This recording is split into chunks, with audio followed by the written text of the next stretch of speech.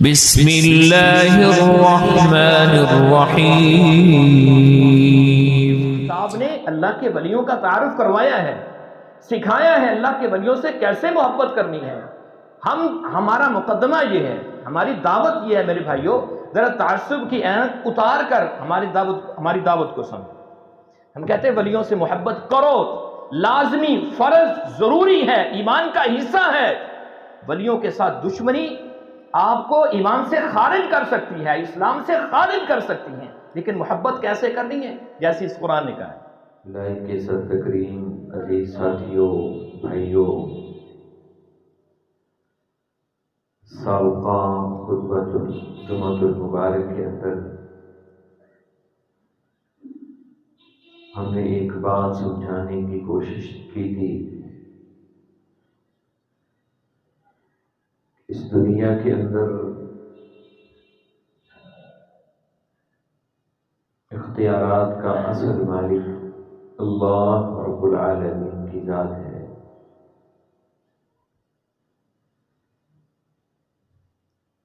ہر قسم کے نفع نقصان کا مالک اللہ رب العزت کی ذات ہے۔ اللہ کو کوئی مجبور نہیں کر سکتا۔ کوئی بندہ جتنا مرضی نیک ہو، اللہ کسی کے ہاتھوں مجبور نہیں ہے، وہ بے پرواہ ذات ہے۔ کوئی انسان جو بھی محنت کرتا ہے، عبادت کرتا ہے، اپنے بھلے کے لیے کرتا ہے۔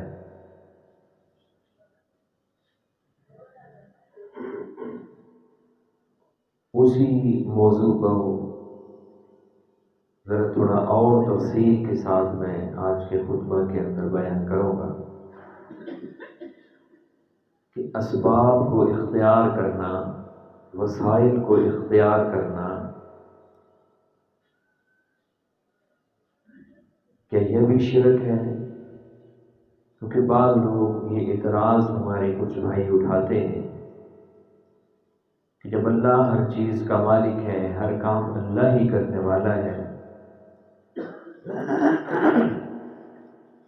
تو پھر آپ اسباب کیوں اختیار کرتے ہیں؟ میں 3 باتیں آپ کے سامنے رکھوں گا، 3 جملے، اسی کے گرد ہمارا پورا موضوع آج کا گھومے گا۔ اسباب کو خدا بنانا یہ شرک ہے، اسباب کو رب بنانا، بالکل اسباب کے اوپر توکل کر لینا یہ شرک ہے، اور اسباب کو بالکل چھوڑ دینا یہ جہالت ہے۔ رسول مکرم صلی اللہ علیہ وسلم کے ایک صحابی آپ کے پاس تشریف لائے، وہ اپنی سواری کے اوپر سوار تھے، سواری سے نیچے اترے تو کہنے لگے اللہ کے پیغمبر ارسلوا ناقتی واتوکلوا، میں اپنی سواری کو چھوڑ دیتا ہوں اور میں اللہ کی ذات کے اوپر توکل کرتا ہوں۔ نبی مکرم صلی اللہ علیہ وسلم نے اس صحابی کو فرمایا اعقلھا، اس کو ایسا نہ چھوڑو، اس کے گھٹنے کو باندھو۔ اونٹ جو ہوتا ہے اس کے گھٹنے کو باندھا جاتا ہے، اس طرح باندھ کر اس کو بٹھا دیتے ہیں، یہ اس کی حفاظت کا ایک طریقہ کار ہوتا ہے۔ نبی صلی اللہ علیہ وسلم نے فرمایا اس کو ایسے نہ چھوڑو، عاقلھا، تم اس کو باندھ دو، وتوکل، اور پھر اس کے بعد اللہ کی ذات کے اوپر توکل کرو۔ اسباب کو اختیار خود رسول اللہ صلی اللہ علیہ وسلم نے کیا ہے، جائز اسباب اختیار کرنے چاہیے، رسول مکرم صلی اللہ علیہ وسلم نے ترغیب دلائی۔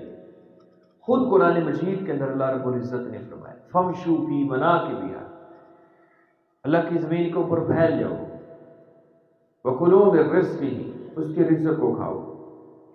سورہ جمعہ کے اندر اللہ رب العزت نے فرمایا جب جمعے کی اذان ہو جائے تو تم اللہ کی ذکر کی طرف لپکو، اور جب جمعے کی نماز ہو جائے فَإِذَا قُضِيَتِ الصَّلَاةُ فَانْتَشِرُوا فِي الْأَرْضِ، تو اللہ کی زمین کے اوپر پھیل جاؤ اور اللہ کے فضل کو تلاش کرو۔ رزق کو تلاش کرو۔ رسول مکرم صلی اللہ علیہ وسلم نے کسب حلال کو اختیار کرنا، اس کی ترغیب دلائی۔ اب ہم سب کو علم ہے کہ اولاد اللہ رب العزت کی ذات دیتی ہے، لیکن اس کا سبب ہے شادی۔ ایک بندے نے شادی لکھی ہے، وہ ساری زندگی دعائیں کرتا رہے کہ یا اللہ مجھے اولاد دے دو، مجھے اولاد دے دو، تو یہ جہالت ہے۔ اللہ رب العزت کی ذات حفاظت کرنے والی ہے۔ خود قرآن مجید کے اللہ رب العزت نے فرمایا، رسول مکرم صلی اللہ علیہ وسلم جب ہجرت کے راستے پر نکلے ہیں تو حضرت صدیق اکبر کو نبی صلی اللہ علیہ وسلم دیکھتے ہیں بے چین، کبھی آپ صلی اللہ علیہ وسلم کے اس طرف آ رہے ہیں، کبھی اس طرف آ رہے ہیں، کبھی آگے کبھی پیچھے۔ تو نبی صلی اللہ علیہ وسلم نے فرمایا ابو بکر اتنے پریشان کیوں؟ اللہ کے پیغمبر مجھے خطرہ محسوس ہوتا ہے، جب میں دائیں طرف آتا ہوں تو خطرہ محسوس ہوتا ہے کہ آپ کو دشمن بائیں طرف سے نقصان نہ پہنچائے، آگے سے آتا ہوں تو پیچھے سے خطرہ محسوس ہوتا ہے، پیچھے سے آتا ہوں تو آگے سے خطرہ محسوس ہوتا ہے۔ تو نبی صلی اللہ علیہ وسلم نے فرمایا کہ تم پریشان نہ ہو، ہمارے ساتھ اللہ رب العزت کی ذات ہے، اللہ ہماری حفاظت کرنے والے ہیں۔ غار ثور کے اندر اللہ کے پیغمبر صلی اللہ علیہ وسلم 3 دن تک رہے۔ دشمن غار کے دہانے پر پہنچ گئے، غار کے سامنے پہنچ گئے، اور آپ نے فرمایا اگر وہ اپنے قدموں کی طرف دیکھتے تو ہمیں دیکھ لیتے، لیکن اللہ نے کیسی حفاظت کی ہے۔ نبی صلی اللہ علیہ وسلم نے حضرت صدیق اکبر کو پریشان دیکھا تو اس وقت بھی اللہ کے پیغمبر صلی اللہ علیہ وسلم نے یہی بات ارشاد فرمائی، لا تحزن ان اللہ معنا، اور اس چیز کو اللہ رب العزت نے اپنے کلام کے اندر بیان کی ہے۔ خود اللہ کے پیغمبر کہہ رہے ہیں کہ اللہ حفاظت کرنے والا ہے، لیکن اس کے باوجود اللہ رب العزت کے پیغمبر نے تدبیریں کی ہیں۔ آپ معروف راستے سے مکے کی طرف نہیں گئے، آپ نے راستہ بدلا ہے۔ پھر آپ صلی اللہ علیہ وسلم نے اپنا ایک ساتھی بھی لیا ہے، راہبر بھی لیا ہے، اس کو ساتھ لے کر اللہ کے پیغمبر صلی اللہ علیہ وسلم گئے۔ تدبیر اللہ کے پیغمبر صلی اللہ علیہ وسلم نے خود اختیار کی، خود اختیار کرنے کا حکم دیا۔ اللہ رب العزت نے بھی کہا ہے وَأَعِدُّوا لَهُم مَّا اسْتَطَعْتُم مِّن قُوَّةٍ۔ غزوہ بدر اسی رمضان المبارک کے مہینے میں ہوا ہے، 17 رمضان المبارک، اور اس کا منظر اللہ رب العزت نے اپنی کلام کے اندر بیان کیا سورہ انفال کے اندر۔ اور مدد کی انتہا تھی، اللہ نے فرمایا کہ فرشتوں کے ساتھ مدد کی، اور یہ بھی فرمایا کہ انی معکم، فرشتوں تم بھی جاؤ میں بھی تمہارے ساتھ ہوں۔ لیکن صحابہ کرام کو یہ نہیں کہا کہ تم پیچھے ہو کے بیٹھ جاؤ میں آپ پہ نہیں بڑھنے، نہیں، صحابہ کرام کو لڑایا ہے اللہ رب العزت نے، اللہ رب العزت نے مدد کی ہے۔ اور خود صحابی بیان کرتے ہیں، تاریخ کتب تاریخ کے اندر موجود ہے کہ بدر کے میدان کے اندر اللہ رب العزت اس انداز کے ساتھ مدد کر رہا تھا کہ ہماری تلوار ابھی کافر کے دشمن کی گردن سے پیچھے ہی ہوتی تھی تو اس کی گردن پہلے کٹ کے نیچے گر جاتی۔ اللہ نے فرشتوں کے ساتھ مدد کی ہے، لیکن لڑایا ہے اللہ رب العزت نے۔ تدبیر اختیار کرنا، اسباب کو اختیار کرنا، اس کی ترغیب دی ہے رسول اللہ صلی اللہ علیہ وسلم۔ حضرت مریم علیہ السلام کو اللہ رب العزت نے فرمایا جب وہ پریشان تھی، پیٹ میں بچہ ہے، خامد نہیں ہے، کہا میں اپنے علاقے والوں کو کیا جواب دوں گی، اپنے معاشرے والوں کو کیا جواب دوں گی؟ تو اللہ رب العزت نے فرمایا حضرت مریم علیہ السلام کہ وَحُزِّي إِلَيْكِ بِجِذْعِ النَّخْلِ، اس درخت کو ہلاؤ گی تو کھجوریں گنے گی، وہ کھاؤ، پریشان ہونے کی ضرورت نہیں ہے۔ اللہ خود حفاظتیں کرنے والا ہے۔ اللہ خود بھی تو کھجوریں گرا سکتا تھا، لیکن اللہ رب العزت نے حکم دیے کہ درخت کو ہلاؤ۔ اب اللہ رزق دینے والا ہے، لیکن اللہ نے حکم دیا کہ اللہ کی زمین کے اوپر پھیل جاؤ۔ اب فرق کیا ہے؟ یہاں پر ہمیں سمجھنے میں غلطی لگی ہے۔ اسباب 2 قسم کے ہیں، اسباب 2 قسم کے ہیں۔ ایک وہ اسباب ہیں جن کو انسان اپنے اختیار میں لا سکتا ہے. مثال کے طور پر مجھے پیسوں کی ضرورت ہے، اب میں اللہ تعالیٰ سے دعا کرتا ہوں کہ یا اللہ تو میری مدد فرما، مجھے پیسوں کی ضرورت ہے تو میری مدد فرما. اب مدد کی ایک شکل یہ بھی ہو سکتی ہے کہ میں کسی سے ادھار پیسے لے لوں، ادھار پیسے لے کر میں اپنی ضرورت کو پورا کر لوں. یہ ایسا سبب ہے جو انسان کے اختیار میں ہے. اس کو اختیار کرنا توکل کے منافی نہیں، اس کو اختیار کرنا شرک نہیں. خود رسول مکرم صلی اللہ علیہ وسلم نے خود قرض لیا ہے، یعنی جن معاملات کے اندر انسان ایک دوسرے کی مدد کر سکتے ہیں ان معاملات کے اندر مدد کرنا، مدد لینا، اس کی ترغیب دلائی ہے. وَتَعَاوَنُوا عَلَى الْبِرِّ وَالتَّقْوَى، نیکی اور خیر کے کاموں میں، اچھائی کے کاموں میں ایک دوسرے کی مدد کرو. اللہ رب العزت نے کہا یہ ایسا سبب ہے جس کے اندر ہم ایک دوسرے کی مدد کر سکتے ہیں. اصل میں ہم نے یہ موضوع چنا کیوں ہے؟ پچھلا ہمارا جو موضوع تھا اس کے اوپر جب ہم نے دوسرے جمعے کے اندر چندے کا اعلان کیا مسجد کے لیے تو ایک ساتھی نے سوال اٹھایا، کہا جی سارا جمعہ آپ نے اس موضوع پر پڑھایا ہے کہ اللہ ہی ہر کام کرتا ہے، تو بعد میں آپ ہم سے چندہ مانگنے لگ گئے ہیں. اب میں نے آپ کو یہ نہیں کہا کہ آپ رزق پیدا کریں، بات سمجھ آ رہی ہے؟ میں نے آپ کو یہ نہیں کہا کہ آپ رزق کو پیدا کریں. ہم نے آپ کو یہ کہا ہے کہ جو اللہ نے آپ کو رزق دیا ہے اس رزق میں سے اللہ کے راستے میں خرچ کرو. دینے والے آپ نہیں. میری اور آپ کی کیا حیثیت ہے کہ ہم کسی کو کچھ دیں؟ ہم تو اللہ کے دیے ہوئے میں سے دیتے ہیں، اللہ کی توفیق کے ساتھ ہم دیتے ہیں. لاکھوں کروڑوں کمانے والے لیکن اللہ کے راستے میں خرچ کرنے کی توفیق نہیں ہے. اور اس کے بدلے میں ایک بندہ چند پیسے کماتا ہے لیکن وہ اس سے بھی اللہ کے راستے میں خرچ کرتا ہے. یہ اللہ کی توفیق ہے. تو ہم کسی کو اگر دیتے ہیں تو اللہ کی توفیق کے ساتھ دیتے ہیں. دینے والی اللہ کی ذات ہے، سبب ہے. اس سبب کو اختیار خود رسول اللہ صلی اللہ علیہ وسلم نے کیا ہے. غزوہ تبوک کے موقع کے اوپر آپ صلی اللہ علیہ وسلم نے چندے کا اعلان کیا ہے، اور کئی ایسے مواقع آئے ہیں خود اللہ کے پیغمبر صلی اللہ علیہ وسلم نے صحابہ کرام کو حکم دیا ہے کہ اللہ کے راستے میں خرچ کرو، اللہ کو دو. خود اللہ تعالیٰ نے حکم دیا من ذا الذی یقرض اللہ قرضا حسنا، کون ہے جو اللہ کو قرض حسنہ دے؟ وَيُضَاعِفَهُ لَهُ أَضْعَافًا كَثِيرًا، اللہ اس کو بہت زیادہ بڑھا کے اس کو دیتا ہے. اور اللہ رب العزت نے قرآن مجید کے اندر اس کی مثال بیان کی ہے. تم زمین کے اندر ایک دانہ بوتے ہو، اس سے ایک سٹا نکلتا ہے، پھر اس سے بالیاں نکلتی ہیں، پھر اس سے کتنا اناج بڑھتا ہے آگے. تو دینے والے ہم نہیں ہیں، دینے والے ہم نہیں، ہم تو ایک سبب ہیں.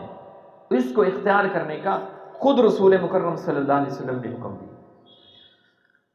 اب جو اختیار میرے میں نہیں ہے، جو سبب میرے پاس نہیں ہے، جو اختیار اللہ نے اپنے پاس رکھے ہیں، ہمارا مقدمہ یہ ہے، ہم کہتے یہ ہیں کہ جس چیز کا اختیار اللہ نے اپنے پاس رکھا ہے وہ اللہ سے مانگ.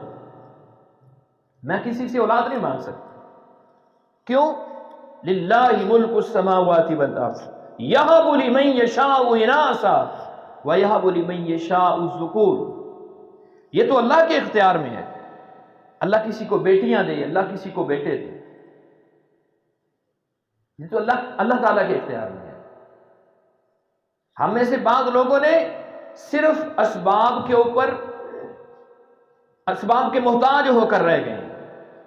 خاص طور پر دکاندار حضرات ذرا متوجہ. یہ حسد کیوں ہے کہ میرے ساتھ میری کپڑے کی دکان ہے تو میرے نال کوئی کپڑے کی دکان نہ بنے؟ کیوں؟ اللہ اس کو بھی دے سکتا ہے، اللہ مجھے بھی دے سکتا ہے. یہ چغل خوری کا معاملات یہ حسد کی وجہ سے ہوتی ہے. خاص طور پر عورتوں کے اندر بہت زیادہ ہوتی ہے. رسول مکرم صلی اللہ علیہ وسلم نے کتنی تاکید کے ساتھ اس کو منع فرمایا کہ تم مردہ بھائی کا گوشت کھا رہے ہو۔ بلکہ ایک روایت کے اندر، سلسلہ صحیحہ کی ایک روایت ہے، اس روایت کے اندر میں نے پڑھا قیامت والے دن جس نے کسی کی غیبت کی ہوگی، چغلی کی ہوگی، اللہ رب العزت قیامت والے دن اس بندے کا گوشت اس کو پیش کرے گا، اب اس کو کھاؤ، اب کھاؤ اس کو، لیکن وہ نہیں کھا سکے گا۔ اور حدیث کے الفاظ ہیں کہ انسان کا چہرہ اس وقت پریشانی کی وجہ سے، غم کی وجہ سے سیاہ ہو جائے۔ تو بات کرنے کا مقصد یہ ہے کہ صرف اسباب کے اوپر کلی ہم نے توکل نہیں کرنا ہے۔ دکان ہم نے بنائی ہے لیکن اس میں رزق دینے والی اللہ کی ذات ہے۔ اب اولاد ہم کسی سے نہیں مانگ سکتے، کیوں؟ کسی کو اللہ نے اختیار دیا ہی نہیں ہے۔ اب میں کسی سے ادھار مانگتا ہوں، اس کا اختیار کسی کو اللہ نے دیا ہے کہ آپ میری مدد کریں، لیکن اولاد دینے کا اختیار اللہ نے کسی کو نہیں دیا۔ اللہ رب العزت نے قرآن مجید کے اندر 4 چیزوں کا ذکر کیا۔ اللہ الذی خلقکم ثم رزقکم ثم یمیتکم ثم یحییکم۔ اللہ تمہیں رزق، اللہ نے تمہیں پیدا کی ہے، کوئی کسی کو پیدا نہیں کر سکتا۔ اللہ الذی خلقکم ثم رزقکم، پھر اللہ رزق دیتا ہے۔ رزق دینے والی کون سی ذات ہے؟ اللہ رب العزت کی ذات ہے، لیکن اسباب اختیار کرنے ہیں، اسباب کے اوپر توکل نہیں کرنا، توکل اللہ رب العزت کی ذات پہ کرنا۔ ثم رزقکم ثم یمیتکم، پھر اللہ کہتا ہے میں ہی مارتا ہوں، اللہ ہی مارتا ہے۔ ثم یحییکم، پھر اللہ رب العزت کی ذات ہی زندہ کرتی ہے۔ دنیا کے اندر کسی ہستی کو اللہ رب العزت نے اولاد دینے کا اختیار نہیں دیا، کسی زندہ شخص کو اللہ رب العزت نے اولاد دینے کا اختیار نہیں دیا، تو جو بندہ اس دنیا سے چلا گیا ہے اس کو اللہ رب العزت نے کیسے اختیار دیا ہوگا کہ وہ کسی کو اولاد دے؟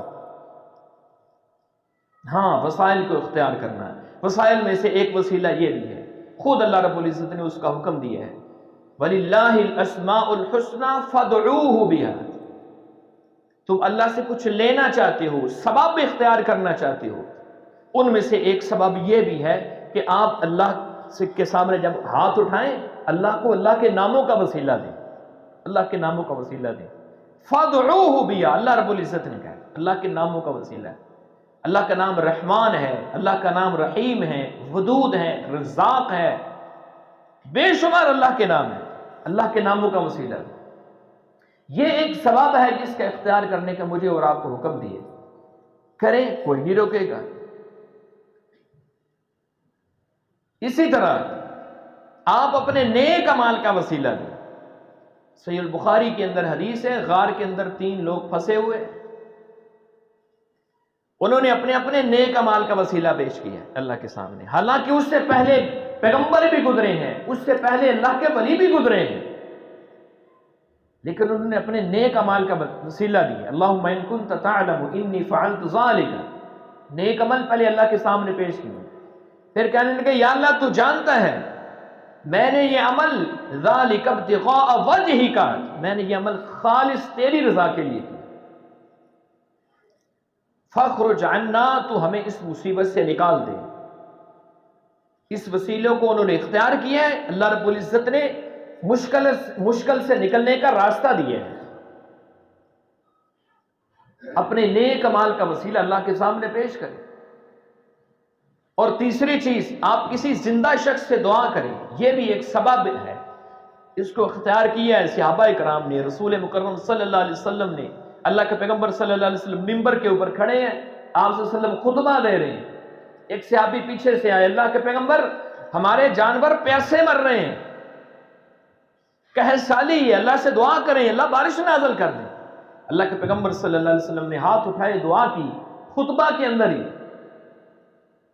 اللہ رب العزت نے بارش نازل کی۔ صحابہ کرام کہتے ہیں کہ ہم نے اس جمعے کی نماز جو تھی وہ ہم نے کیچڑ کے اندر ادا کی، مسجد نبوی کی چھت کچی تھی، وہ بہ رہی تھی، پورا ہفتہ تک بارش ہوتی رہی ہے۔ اگلے جمعہ پھر وہ صحابی آ گئے، اللہ کے پیغمبر اب تو ہمارے جانور ڈوبنے لگے ہیں، اب اللہ سے کریں کہ بس کریں۔ نبی علیہ السلام نے دعا کی، اللہ رب العزت نے بارش کو روک دیا۔ اللہ کے پیغمبر حیات تھے، اس دنیا میں موجود تھے۔ اب جب اللہ کے پیغمبر اس دنیا سے چلے گئے ہیں، آپ اس دنیا میں موجود نہیں ہیں، آپ اللہ کی جنت کے اندر ہیں، آپ اللہ رب العزت کے پاس چلے گئے۔ اس کے بعد حضرت عمر کے دور کے اندر پھر قید پڑا ہے، لیکن حضرت عمر نبی علیہ الصلوۃ والسلام کی قبر مبارک موجود ہے، حضرت صدیق اکبر کی قبر مبارک موجود ہے، شہدائے بدر کی قبریں موجود ہیں، شہدائے احد کی قبریں موجود ہیں۔ بدر والوں کے لیے اللہ کے پیغمبر صلی اللہ علیہ وسلم نے فرمایا، اللہ نے ان کی طرف جھانک کر فرمایا ہے جو بدر میں شریک ہوئے ہیں۔ شہدائے بدر کی تو کیا ہی بات ہے، جو لوگ بدر کے اندر زندہ بچ گئے تھے ان کی طرف نبی صلی اللہ علیہ وسلم فرماتے ہیں اللہ نے جھانک کر دیکھا ہے، اللہ نے فرمایا آج کے بعد تم جو مرضی کرتے پھرو، میں نے تم سب کو معاف کر دیا۔ غزوہ بدر کے شرکاء کی یہ شان ہے، اس میں شرکت کرنے والوں کی یہ شان ہے۔ وہ غازی بن گئے تھے لیکن جو شہید ہو گئے ان کا تو مقام و مرتبہ ہی کیا، موجود ہیں۔ شہدائے احد موجود ہیں، کتنی جنگیں ہوئی ہیں، نبی صلی اللہ علیہ وسلم کے صحابہ ان کی قبریں موجود ہیں، لیکن حضرت عمر رضی اللہ تعالی عنہ کی کسی کی قبر پر نہیں گئے، ایک شخص کو ساتھ لیا۔ وہ کون ہے؟ حضرت عباس رضی اللہ تعالی، اللہ کے پیغمبر صلی اللہ علیہ وسلم کے چچا ہیں۔ دعا کرنے لگے، کیا دعا کی؟ اللہم انا کنا نتوسل الیک بنبینا فتسقینا، یا اللہ جب تیرا پیغمبر اس دنیا میں موجود تھے ہم ان سے کہتے تھے کہ وہ ہمارے لیے دعا کریں تو ہمیں بارش دے دیتا تھا، اب اللہ کا پیغمبر موجود نہیں ہے۔ وَإِنَّا نَتَوَسَّلُ إِلَيْكَ بِعَمِّ نَبِيِّنَا، اب ہم تیرے پیغمبر کے چچا کو ساتھ لے کر آئے ہیں۔ کون سا چچا؟ جو زندہ ہے، اہل بیت کا فرد ہے۔ یا اللہ اہل بیت کی بڑی شان ہے، ان کی بڑی رفعت ہے، ان کی بڑی بلندیاں ہیں، یا اللہ تجھے اہل بیت کے ساتھ بڑی محبت ہے، میں اہل بیت کے ایک فرد کو ساتھ لے کر آیا ہوں، فسقنا، تو ہمیں بارش نہ عطا فرما۔ زندہ شخص سے دعا کروانا، رسول مکرم صلی اللہ علیہ وسلم خود آپ نے اس کی ترغیب دلائی ہے، یہ ایک سبب ہے، اس کو اختیار کرنے کا حکم دیا۔ لیکن جب ایک شخص دنیا سے چلا گیا ہے، اب وہ تو اپنے کام نہیں کر سکتا، وہ میرے کام کیسے کر سکتا ہے؟ اور زندہ شخص اپنے کپڑے خود بدل سکتا ہے کہ نہیں بدل سکتا؟ خود چارپائی پہ لیٹ سکتا ہے کہ نہیں؟ خود نہا سکتا ہے کہ نہیں؟ کسی کو قریب نہیں پھٹکنے دیتا کہ میں اکیلا نہاؤں گا۔ لیکن ایک شخص دنیا سے چلا گیا ہے، کوئی جتنا مرضی بڑا نیک بندہ ہو، کوئی صحابی ہی کیوں نہ ہو، کوئی نبی ہی کیوں نہ ہو، اللہ کے پیغمبر صلی اللہ علیہ وسلم سے بڑھ کر کسی کی شان ہو سکتی؟ اس کائنات کے اندر سب سے زیادہ شان محمد الرسول اللہ صلی اللہ علیہ وسلم۔ لیکن آپ صلی اللہ علیہ وسلم جب اس دنیا سے رخصت ہوئے ہیں تو آپ کو غسل دیا گیا ہے،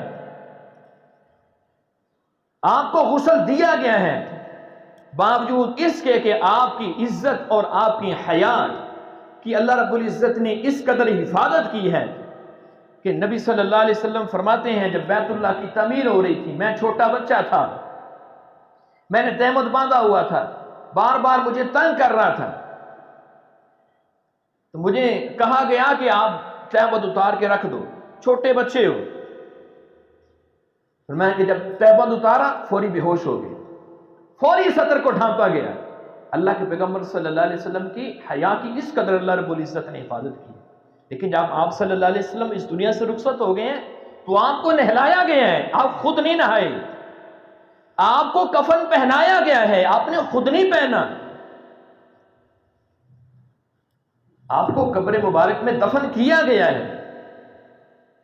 جب اللہ کے پیغمبر صلی اللہ علیہ وسلم کی روح اس دنیا پرواز کر جائے، آپ اس دنیا میں نہیں رہے، وہ اپنے کام نہیں کر سکتے تو اور کوئی نیک کام کیسے کر سکتا ہے؟ جب کوئی اپنے کام نہیں کر سکتا تو پھر میرے کام کیسے کر سکتا ہے؟ اب ہمیں بعض لوگ اعتراض کرتے ہیں، کہتے ہیں آپ بتوں والی آیات ہمارے اوپر فٹ کرتے ہو۔ یہ قرآن جس دور کے اندر نازل ہوا ہے وہ واقعہ ہی بتوں کا دور تھا، لیکن بت تھے کس کے؟ آپ جانتے ہیں لات کون تھا؟ ایک نیک بندہ تھا۔ حبل کون تھا؟ نیک آدمی تھا۔ تاریخ کی کتابیں تو پڑھ کر دیکھیں، چلو تاریخ نہیں پڑھنی، قرآن مجید کو پڑھ لیں۔ یہ سورہ اعراف ہے، سورہ اعراف کے اندر آیت نمبر 194 ہے۔ گھر جا کے 9واں پارہ ہے، سورہ اعراف 194 نمبر آیت۔ آپ کے اوپر قرض ہے، آپ نے گھر جا کر اس آیت کا ترجمہ پڑھنا ہے۔ کسی مرضی مکتبہ فکر کے عالم دین کے ترجمے کو آپ اٹھا لیں۔ ترجمہ کیا ہے؟ اللہ رب العزت نے فرمایا ان الذین تدعون من دون اللہ، وہ لوگ جو پکارتے ہیں اللہ کے علاوہ، اللہ کے علاوہ کسی کو پکارتے ہیں۔ اللہ نے آگے کیا فرمایا؟ عباد امثالکم، عبد کسے کہتے ہیں؟ بولیں، بندے کو۔ عبد کسے کہتے ہیں؟ بندے کو۔ تم کہتے ہو بتوں والی آیات ہمارے اوپر فٹ کرتے ہو، ہم کہتے ہیں اللہ کہہ رہے ہیں عباد امثالکم، وہ تمہاری طرح کے انسان تھے، وہ تمہاری طرح کے بشر تھے، وہ کوئی فرضی بت نہیں تھے۔